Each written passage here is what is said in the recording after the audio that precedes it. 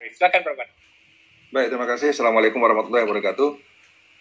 Salam. Yang saya hormati Bapak sekalian, para pembicara dan juga moderator, Mas Andi dan Pak Gumilar, Bu Erna, serta senior saya, Mas Najib, yang tadi sudah menyampaikan berbagai hal tentang dimensi-dimensi COVID ini. Nah, Bapak sekalian, saya akan bermula dari apa yang pernah Bapak teori evolusi sampaikan. Darwin adalah salah seorang peletak dasar teori evolusi yang kemudian mengilhami teori-teori modernisasi. Namun saya tidak akan bahas bagaimana teori modernisasi dan teori evolusi, tapi ada satu quote dari Darwin yang mengatakan bahwa it is not the strongest species that survive, nor the most intelligent, but the ones most responsive to change. Ya. Jadi yang paling spesies yang bisa survive adalah bukan semata-mata yang terkuat, bukan semata-mata yang terpintar, tapi adalah yang responsif terhadap perubahan.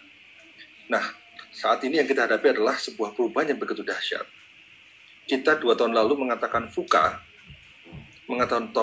VUCA itu sesuatu yang masih awang-awang. Tapi sekarang kita menghadapi VUCA menjadi sebuah keniscayaan sehari-hari dengan salah satu komponen uncertainty. VUCA tahun lalu baru kita rasakan dari aspek volatility dengan revolusi industri 4.0 dengan digital yang luar biasa, sehingga bentuk society 5.0 dan sebagainya. Akan tapi uncertainty tidak pernah kita rasakan selain climate change.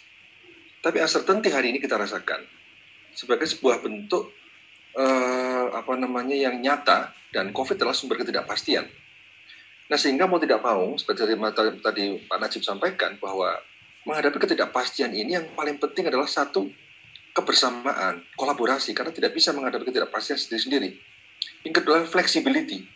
Nah, ini kehidupan flexibility ini sangat berdampak secara sosiologis pada dunia kerja, pada pendidikan, pada apapun, yang membuat tadinya semua itu berada dalam tanda kutip teraturan.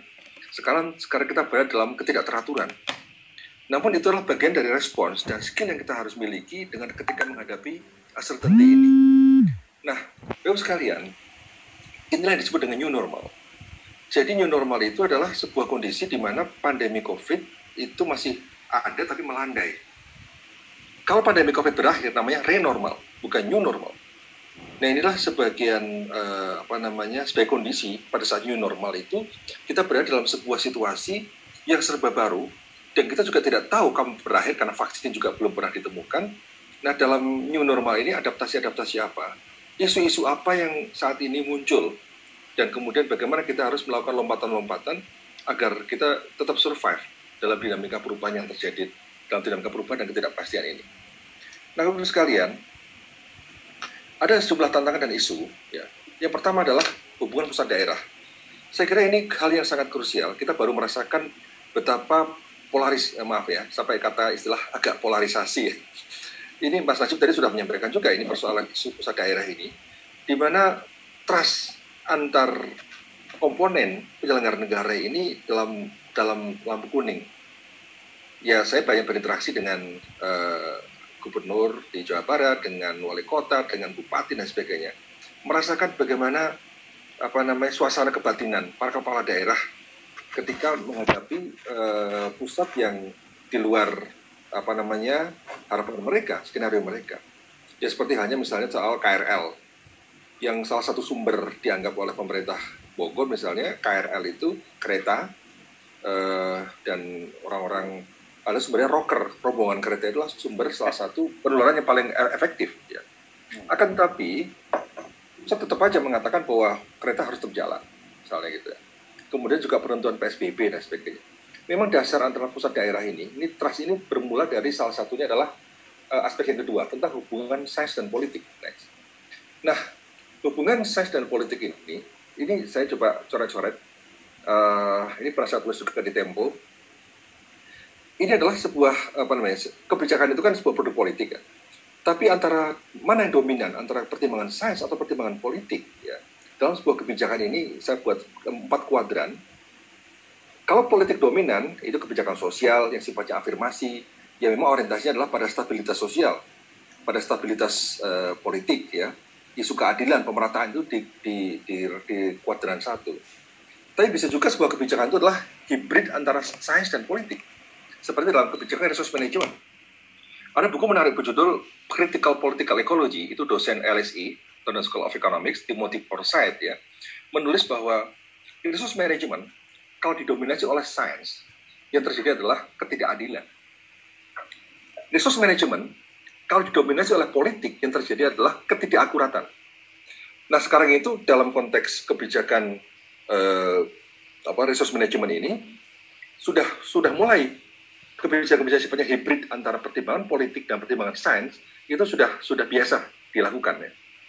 Nah, namun kita sekarang menghadapi sebuah situasi yang sama sekali baru, di mana COVID ya itu sudah mengancam masalah keselamatan manusia. Yang bisa menafsirkan COVID ini hanyalah saintis. Dasar pengambilan keputusan kapan COVID berakhir tidak bisa diselesaikan di DPR, tidak bisa diselesaikan secara politik, tidak bisa diselesaikan berdasarkan kesepakatan partai politisi. Ya. Ini harus berbasis pada sains, sehingga sains adalah tumpuan untuk kebijakan ini. Nah, disinilah perbedaan dasar politik dan sains inilah yang menurut saya menjadi persoalan antara daerah dan pusat. Kita tahu persis lah bahwa tekanan politik juga luar biasa, tekanan para pengusaha juga luar biasa. Bahkan DPRD pun di Bogor juga tekanan dari rakyat biasa yang memaki-maki, yang memberikan WA dan sebagainya juga luar biasa, karena ini soal perut. Oleh karena itu ini sebenarnya yang dilakukan di berbagai negara menurut saya sains itu dalam hal ini adalah panglima sebagai dasar kebijakan apapun. Nah, namun persoalannya adalah sains dalam konteks COVID ini adalah sains kesehatan, epidemiologi, ya, sains kesehatan epidemiologi, di mana pertimbangan-pertimbangan politik itu bisa didasarkan pada aspek ekonomi. Ya. Kalau kita lihat dalam antara ekonomi dan lingkungan, sudah muncul yang namanya environmental economics, sudah muncul namanya ecological economics, sudah muncul namanya resource economics. Ya. Tapi dalam kesehatan dan ekonomi, ini kita belum ada sebuah body of knowledge baru yang merupakan hibridisasi antara kesehatan dan ekonomi. Nah, sehingga dalam ini konteks sosiologi pengetahuan ya, yang bisa digunakan tools untuk bisa mencermati fenomena kekuatan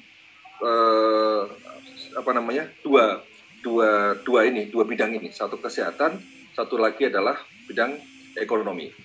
Dan epistemic community yang ada di belakang para policy makers, ya ini kan juga pertarungan antara dua kubu ini. Tapi kalau seandainya secara akademik sudah mampu diformulasikan sebuah hibridisasi sains ya, antara kesehatan dan ekonomi, maka muncul ilmu baru, ya, ilmu misalnya